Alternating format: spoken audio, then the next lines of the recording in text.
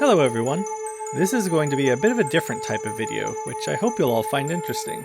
This video, in essence, is all about coming up with a possible base layout of a possible future chapter for Dead by Daylight.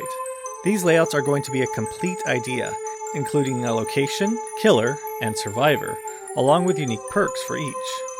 True, this is mostly just for fun, so I'm not going to be taking these too seriously. But hey, if they're popular enough, maybe it could give the developers some ideas, whether they be for these existing franchises or not. Please be aware that there will probably be some, at least very minor spoilers for all of the games and or movies that we talk about here, so consider this your warning. With that said, our first episode in this series will be about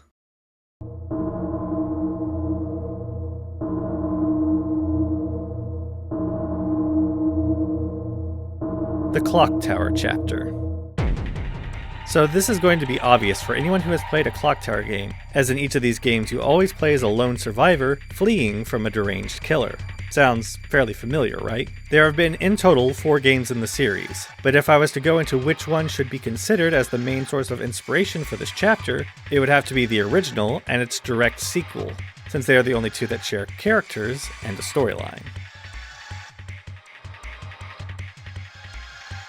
Location: the Barrows Mansion.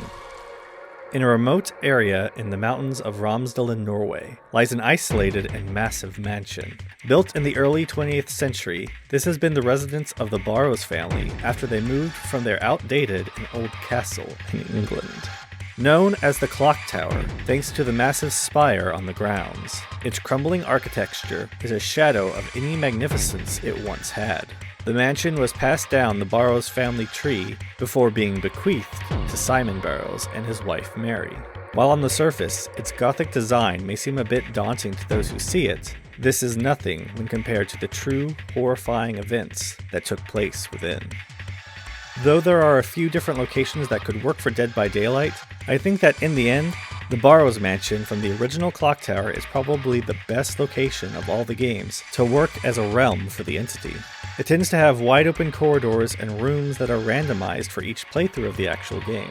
The entire mansion also easily feeds into itself, making it possible to create some unique tiles for killers and survivors to chase through. They could even make the map 2 stories, as there are a few locations that survivors and killers could drop from, further complicating the layout.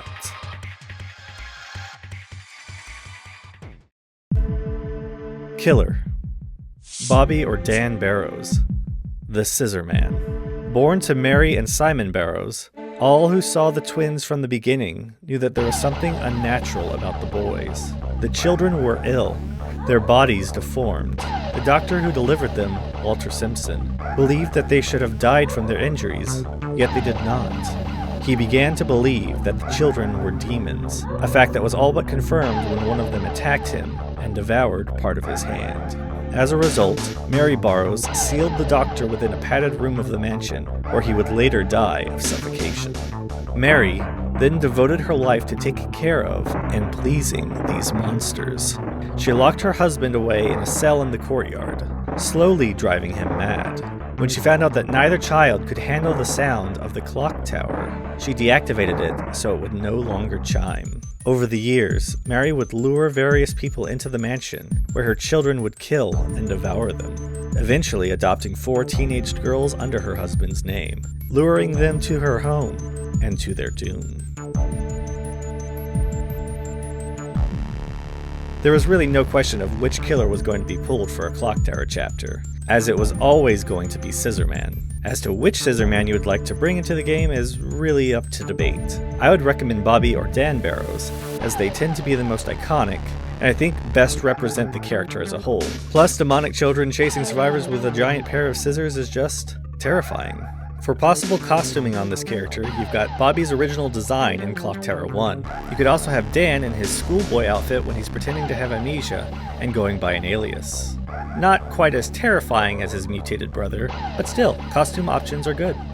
Scissor Man's ability would be called Hide and Seek. This power would give Scissor Man the ability to hide in lockers, or possibly boxes that are scattered throughout the map. While doing so, he can warp between them by despawning and using a super quick movement, somewhat like the Spirit. While moving around in this unspawned state, Scissor Man won't be able to see survivors or their scratch marks. but can still hear sounds like normal. Once Scissorman has chosen a locker or a box, they can quickly jump out of it and have a tremendous boost of movement speed while doing so, allowing them to quickly catch up to survivors. There will also be some sort of unique interaction if they spawn in a locker that a survivor is already hiding in, with them knocking the survivor out of the locker, possibly in the dying state. Survivors will also become injured if they try and enter a locker that the killer is already in. While Scissorman is in a box or a locker, he will have no terror radius. Scissorman's perks.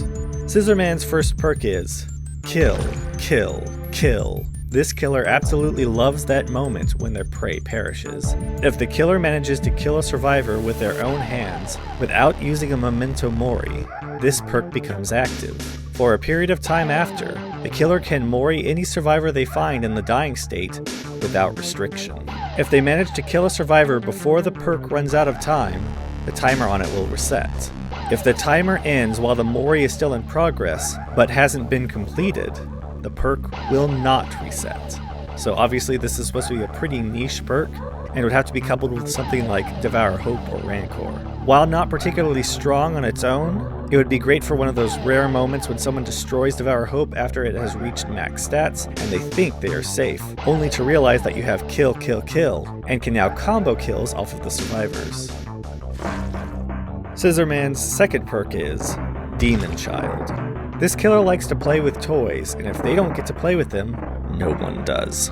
With Demon Child, whenever an item is left on the ground or in a chest, the killer can do a short channel to reduce its charges by 50%. If the charges would take it to or below 0%, the item will become broken and can no longer be used. If the item is a key, then its charges won't be reduced, and instead, the key will be destroyed automatically. This is meant for games where a survivor brings a key or multiple keys, and the killer just doesn't want to have to deal with them. Obviously, this is meant to pair with something like Franklin's Demise, but that doesn't mean it can't be used without it. It also might be a neat idea for this to allow the killer to see what they are destroying, that way they'd be able to tell if the key was broken, and whether it even would have been able to be used in the first place. Scissorman's final perk is Let's Play. Every time the killer injures a survivor and lets them escape, they will get a token up to a cap. For every token in this perk obtained by the killer, they will gain a 5% bonus percentage of blood points at the end of the match. Each survivor can only provide the killer 5 tokens towards this perk. I'll state it plainly, this is a farming perk. But if you look under the hood, it's actually more beneficial than you might think. Games that are too one-sided in either the killer's favor or the survivor's tend to cause both sides to be punished by the pip system. While this won't help on the survivor's side of the coin, this could incentivize killers to back off if they know they're already winning, as it benefits them to allow the survivors to escape a few times.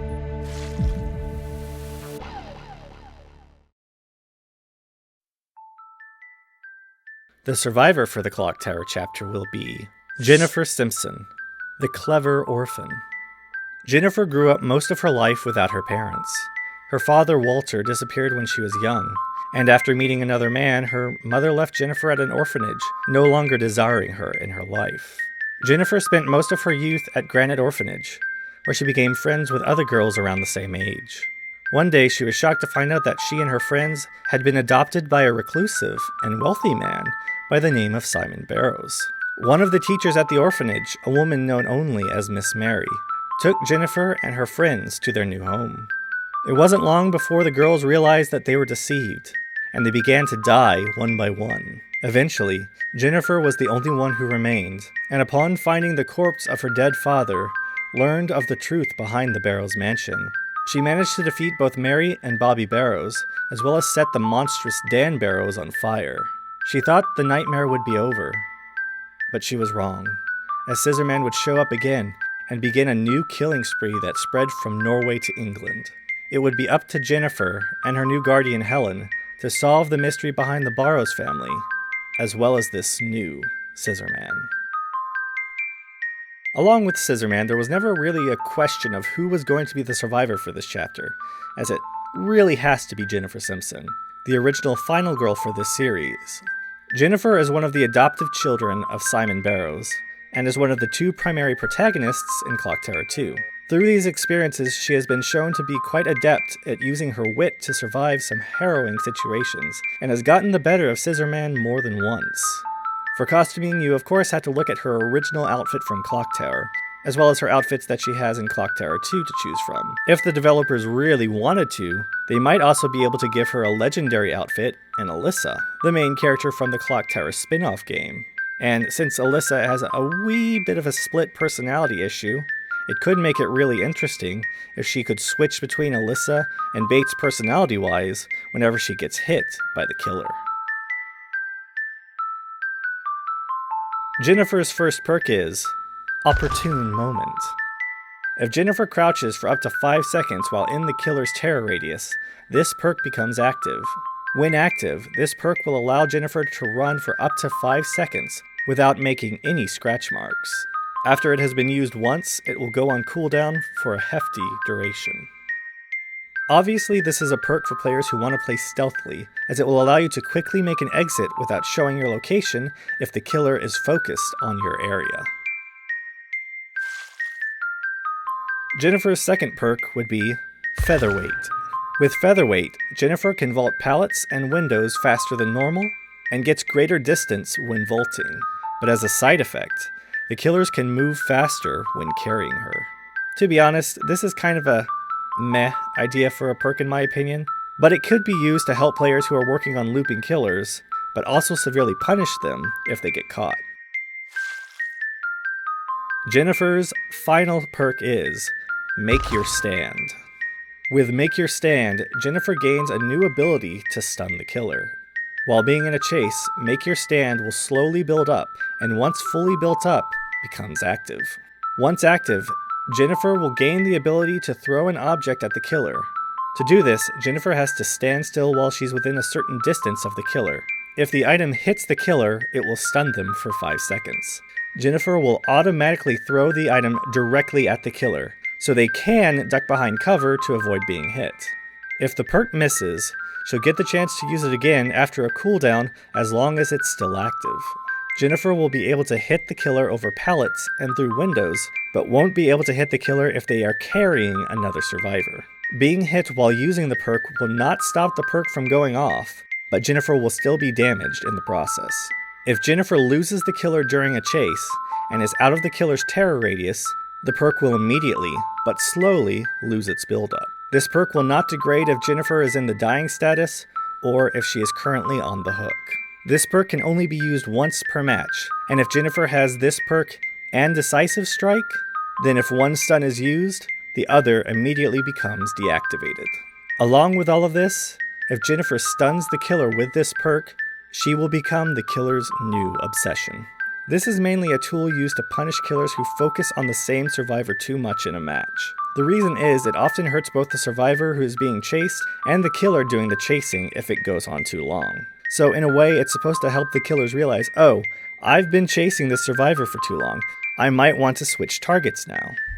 With that being said, I do see the possibility of it being abused, especially if survivors are using it and Decisive Strike, which is the reason why if a survivor uses one perk, they can't use the other.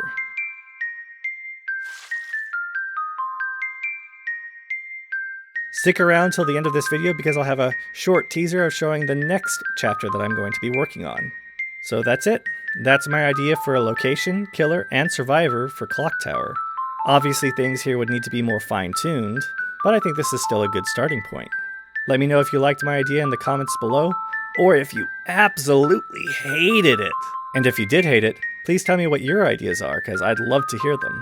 I also wanted to give a special shout out to Jack Freeman, my first ever Patreon supporter. If you wanted to join Jack in funding this channel directly, you can do so by using the Patreon link down below. If you can't or simply don't want to, that's also fine. Liking this video or subscribing to the channel also helps me in the long run. For all of you out there, as always, I thank you for watching, and I'll see you next time.